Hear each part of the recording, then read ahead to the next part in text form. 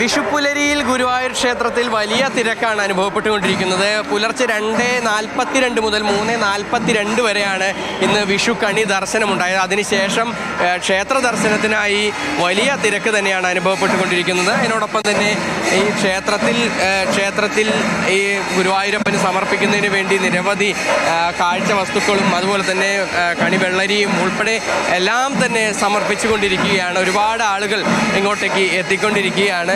വിഷു ആഘോഷങ്ങളൊക്കെ എല്ലാവരുടെയും തകൃതിയായി നടക്കുകയാണ്. നമുക്ക് കുറച്ച് പ്രതികരണത്തിലേക്ക് പോവാം. എവിടെ വരെയായി വിഷു ആഘോഷങ്ങളൊക്കെ? ഇങ്ങനെ പോകും. ദർശനം കഴിഞ്ഞോ? കഴിഞ്ഞു. എവിടെന്നാ വരുന്നത്? ചെറുവത്തൂരാണ്, കാസർഗോഡ് ജില്ലയിൽ. ഇന്നലെ വന്നു. ഇന്നലെ വന്നിട്ട് സ്റ്റേ നേരത്തെ ഉള്ളിൽ കയറി ദർശനം കണ്ടു. ഇപ്പൊ വിഷുവിന് ആദ്യമായിട്ടാണോ വരുന്നത്? വിഷുവിന് ആദ്യമായിട്ടാണ് വരുന്നത്. എങ്ങനെയുണ്ടായിരുന്നു ദർശനമൊക്കെ? ദർശനം തിരക്കാണ്. നല്ല കണി കാണാൻ പറ്റുമോ? കണി തിരക്കായിരുന്നു, എന്നാലും കണ്ടു, കാണാൻ പറ്റും. നമ്മോടൊപ്പം ഗുരുവായൂർ ദേവസ്വം ചെയർമാൻ VK വിജയൻ കൂടിയുണ്ട്.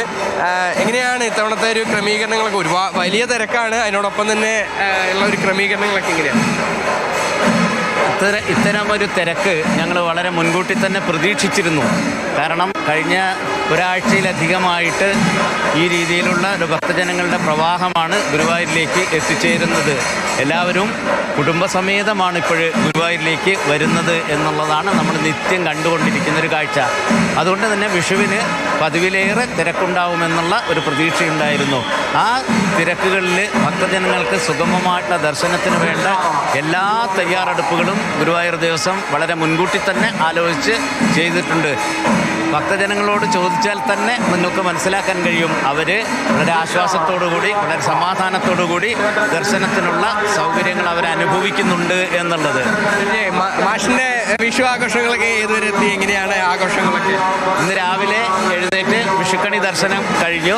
അത് കഴിഞ്ഞ് ഈ അമ്പലവും പരിസരത്തും ഉള്ളതായിരിക്കുന്ന ഭക്തജനങ്ങളുടെ സൗകര്യങ്ങളൊക്കെ എല്ലായിടത്തും പോയി ആഘോഷിച്ചു.